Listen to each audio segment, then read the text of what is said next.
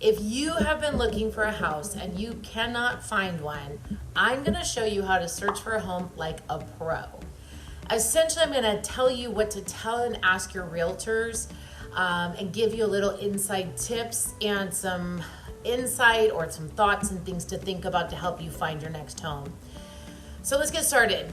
Today's example, I'm gonna say we're looking for a house in Oceanside, California for around $700,000. Let's say you want a single family home with 3 bedrooms and 2 bathrooms. And whatever you're wanting, guys, it's so important to be realistic. Obviously, a home that's closer to the beach is going to cost you more. So you have to start to be realistic about the price and the location, as well as the space that you want and the size of the house.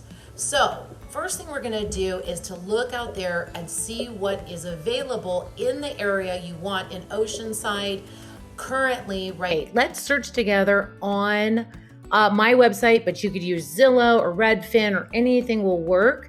Let's say you want to be in Oceanside, but you want to be close to the beach, right? So you're in 92054, looking for a single family. We're going to uncheck all of these fun boxes because we want our own house, right? We don't want to have a condo or a townhouse or any of these other things here, okay?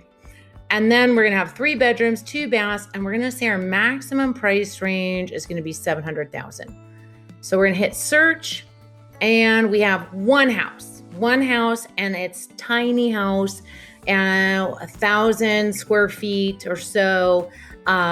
So what do we do then? Where can we go and how can we start to see what the market's really like? So many buyers are thinking, well, I want a house at this price and in this location, and I'm going to wait for it. I'm going to find it, or I'm going to wait for some housing bubble to pop. Guys, come on, let's be real. You could be waiting a super long time, and there is no way of knowing what's going to happen in the future. There's no crystal ball. And in my experience, waiting and the feeling of like you've missed something is like the worst feeling. So that thought of, oh gosh, I wish I would have feeling is the worst. So what are our options if there are no houses? Well, number 1, we can expand our search area, or number 2, we can expand your price. So let's look and expand the area a little further, and we're gonna see how many homes we have at this price, even though it's a little further out. Okay, so let's say now we're going to change this, and we want to go back and we want to just expand to all of Oceanside, okay? So Oceanside's a big area, and there are so many different neighborhoods and communities, but let's just get started with what is available in that price range, right? We don't want all of these guys, so that we can, right? We got 3 bedrooms and 2 bathrooms. And again, we're going to stay at the same price point. So we're not changing price point. We are changing just location. And I'm going to tell you guys, it is only 10 or 15 more minutes, okay? So now we went from 1 house to 15 houses, and it gives us so many more options. The other thing we really, really want to look at is how much are we getting in square foot and how close to our max are we getting, so that we can start to see if there's a little bit of room for us to make an offer. So here's what I want you to do. I want you to ask your realtor now to look at the past history of what is sold in your price range. We're gonna see how many active listings there are in the last 30 days, like we just did, and then we're gonna look at the pending sales, and now we're gonna look at the last 30 days of sold homes, so that you are going to see realistically what is selling. So if you wanna buy something at 700, are things that are priced at 700 truly going over, and we may need to adjust down in our price point, okay? So you're gonna start to see what you need to be competitive in that price point area and get realistic about the kind of home that you can afford, as well as the area you wanna buy in. Okay, so for this part, you do need the MLS, you do need an agent, realtor to help you look at the past sales and the pending sales. So what I just found that was interesting is if I look at single family houses in Oceanside that are just under contract in the last 30 days at 700,000 and 3 bedrooms, no houses went into escrow at that time. So that tells me that there were very little houses in this price point. If I look at 60 days back, 3 went into escrow. And if I want to see how many sold, 17 sold. So let's kind of see what is it that they sold for. That's really what we want to look at. We have several that are in contract, but look at this. This guy's right here, 31 days on the market, 39 days on the market, 27 days on the market. That's huge. That is a huge shift in our market right now than we've had. Closed sales, we closed at 600. We closed at 630. We closed it. So basically what I'm seeing is not a lot is closing for over asking price. So if your price is really 700, what I'm seeing and what I'm telling you is that that's a great price because most things are selling under that price point. So you're safe and you do not need to go up. So this is a key tool to think about when you are looking for houses so that you are bidding on houses and making offers on houses that you truly can get and afford. So here's what I want you to do. I want you to ask your realtor now to look at the past history of what is sold in your price range. We're gonna see how many active listings there are in the last 30 days, like we just did, and then we're gonna look at the pending sales, and now we're gonna look at the last 30 days of sold homes so that you are going to see realistically what is selling. So if you wanna buy something at 700, are things that are priced at 700 truly going over, and we may need to adjust down in our price point, okay? So you're gonna start to see what you need to be competitive in that price point area and get realistic about the kind of home that you can afford as well as the area you wanna buy in. Are homes in this area trending higher? Do you need to look at homes that are a little less expensive than other areas? Now, the next question I have is, what if you took the photos away and you just looked at the price and the area of the home?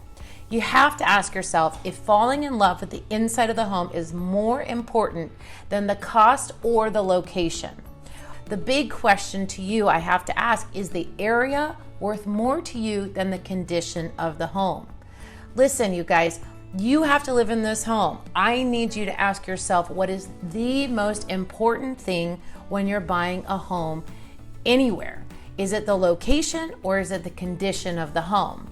Do you need to walk into a home and be totally in love with the style? And if so, you may have to compromise on your location or you have to go up in price. Okay, I'm adding in these little snippets into my video because as I was watching it, I really want to make sure I'm explaining this whole thing. So if I take away the pictures and all I look at is numbers right here, and if I look at a summary report right here, so it's going to tell me right here everything that's sold. The average was 614. The minimum was 490 and the max was 669. So a budget of 700,000 means that the top end right now, you could get a house for 669. The highest houses right here, if your sold price per living area or your list price per living area, this is fun to compare. Did it sell at the same or did somebody pay more like here, right? It was at 650 and then they went up. And then it's really kind of interesting to see what people are willing to pay for. And then looking at the square footage too, right? So this is all based on the different zip codes, what sells, what's more available. So if you just really want to come at it from a truly data focused way, take the pictures out. I want the best, bang for my buck. This is the way to go. You want to know what to expect in this area when you're buying a home. The big question to you I have to ask is the area worth more to you than the condition of the home? Listen, you guys, you have to live in this home. I need you to ask yourself what is the most important thing when you're buying a home anywhere? Is it the location or is it the condition of the home? Do you need to walk into a home and be totally in love with the style? And if so, you may have to compromise on your location or you have to go up in price. Every realtor's goal is to help you find your dream home, especially I love doing that for people. But making sure that you buy the house based on location or the the condition is super important. If the location is more important, working with a realtor who can give you a list of awesome vendors who can turn that home into a dream home by remodeling it and making it truly your special home is available to you. To wrap it up, when you're trying to search a house for like a pro, you got to do a couple of things. You really have to be realistic about what it is you're looking for. Of course, you want to fall in love with the house. And then, like we just saw in that area in Oceanside and Vista, most houses are selling for under $700,000. So it's reasonable for you to think, okay, well, I'm going to go up to $700,000 and wait for the home of my dreams. I will tell you that the price point between $700,000 and $800,000 is a huge difference. And if you can come up in price a little bit, you may really get the home of your dreams. The flip side is most of the homes that are selling in that price point are not close to the beach. They're 20 minutes from the beach. They're not right next door to the beach. So that may be something that you need to adjust. When you're ready to start looking for homes and really want to narrow this down and get some really good data, make sure that you reach out to me, as I'm happy to help you walk through this and see what's reasonable for you in purchasing a home here in North County, San Diego. Thanks guys for watching, and remember, your life starts at home.